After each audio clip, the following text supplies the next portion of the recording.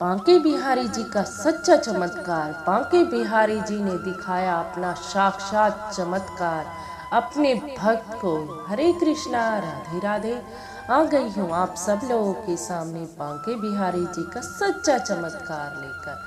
आज मैं आपको ऐसा चमत्कार सुनाऊंगी बांके बिहारी जी का कि कितनी कृपा करते हैं हमारे बांके बिहारी जी। इतनी कृपा करते हैं कि हमारे आंसू रुक ही ना पाते उनकी कृपा को देखकर। तो ऐसा ही चमत्कार आज मैं आपको सुनाने जा रही हूँ। अगर आप भी बांके बिहारी जी के भक्त हैं या मेरे कान्हा जी के भक्त हैं तो जोर से जयकारा लगा दीजिए एक बार। जय जय श्री राधे, जय जय श्री राधे, जय जय श्री राधे राधे राधे। हरियाणा की रहने वाली पूजा जी जो कि बांके बिहारी जी से बड़ा प्रेम करती है। और मैं आपको बता दूं कि पूजा जी लड्डू गोपाल जो खंडित हो जाते हैं उन्हें भी ठीक करती है। यही कार्य है पूजा जी का। वो लड्डू गोपाल की बड़ी ही सेवा करती है। खंडित लड्डू गोपाल को ठीक कर लेती है।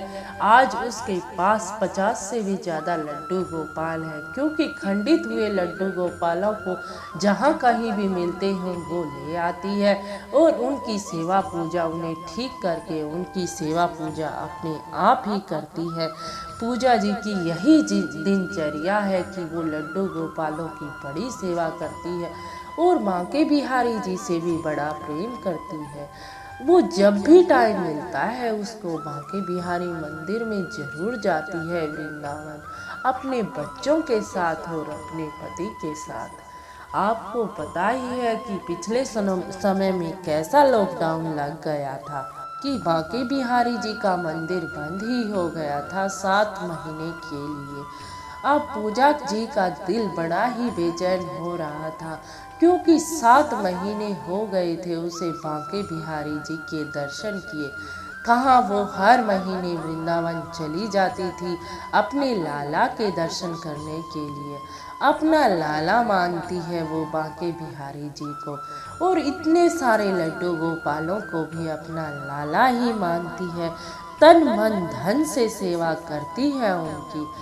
अब वह 7 महीने बाद जब बांके बिहारी जी का मंदिर खुला तो वह पहुंच गई बांके बिहारी जी के दर्शन करने और वह पति पत्नी और उनके दोनों बच्चे स्कूटी पर ही चले गए बांके बिहारी जी के दर्शन करने। आपको पता ही है कि हरियाणा से वृंदावन कितनी दूर पर है, लेकिन दोनों स्कूटी पर ही इतनी लालसा थी कि बांके बिहारी जी के दर्शन करें हम, तो स्कूटी पर ही पहुंच गए बांके बिहारी जी के दर्शन करने। आपको पता है 7 महीने बाद बांके बिहारी जी का मंदिर खुला तो वहां पर भीड़ कितनी थी। भीड़ का तो दबदबा इतना था कि दर्शन होने भी मुश्किल थे। अब वह अपने बच्चों और अपने पति के साथ चली गई बांके बिहारी जी के मंदिर में दर्शन करने। लेकिन बांके बिहारी जी का पर्दा जैसे ही हटा, एक नज़र उसने बांके बिहारी जी को देखा तक नहीं, तभी गार्ड ने उसका हाथ पकड़ा और मंदिर से बाहर निकाल दिया और कहा चलो चलो चलो, दर्शन हो गए, बहुत ही भीड़ है। लेकिन पूजा जी को तो सांत्वना थी ही नहीं। वह तो अपने लाडले का दर्शन करना चाहती थी। वो कुछ मांगने नहीं गई थी बांके बिहारी जी से, बस उसकी आंखों में देखकर उसे निहारना चाहती थी। बस यही काम था उसका। वो जब कभी भी बांके बिहारी जी के मंदिर जाती थी तो कम से कम 1 घंटे के लिए वो बांके बिहारी जी को निहारती थी, उनके दर्शन करती थी, अपने लाला से ढेरों बातें करती थी।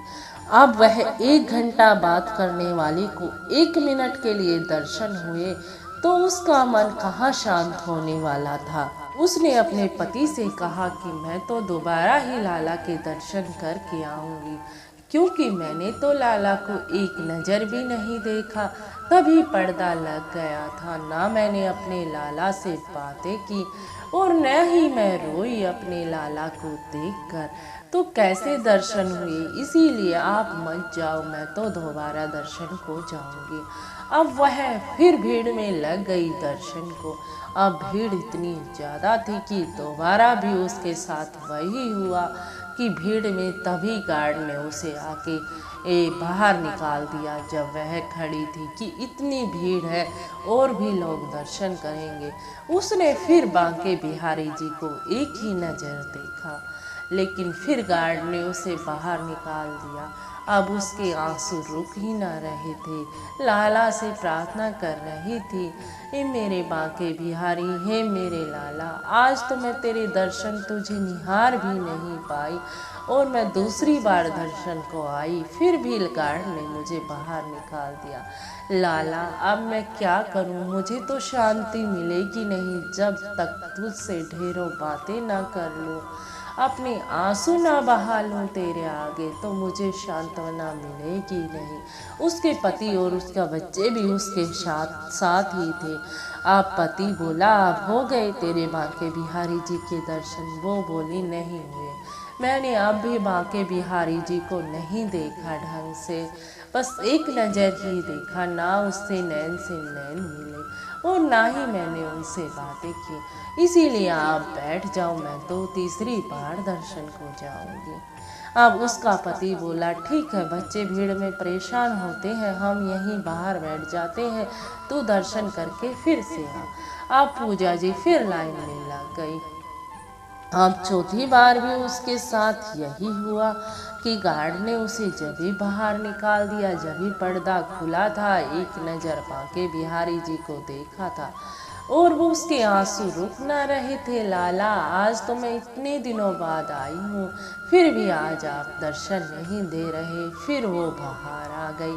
अब उसके पति बोले, अब तो सांत्वना मिल गई होगी, आज तेरे लाला तुझसे बातें नहीं करना चाहते, इसीलिए तो तू बाहर बार बार आ रही है।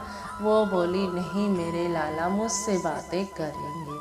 अब जब वह चौथी बार फिर से चली गई मंदिर के अंदर, अब क्या होता है उसके साथ, यह सुनकर आपके भी रोंगटे खड़े हो जाएंगे, आपकी भी आंखों में आंसू आ जाएंगे। जब वह अंदर गई तो जिस गार्ड ने उसे 4 बार निकाला था, वो गार्ड तो वहाँ पर था ही नहीं।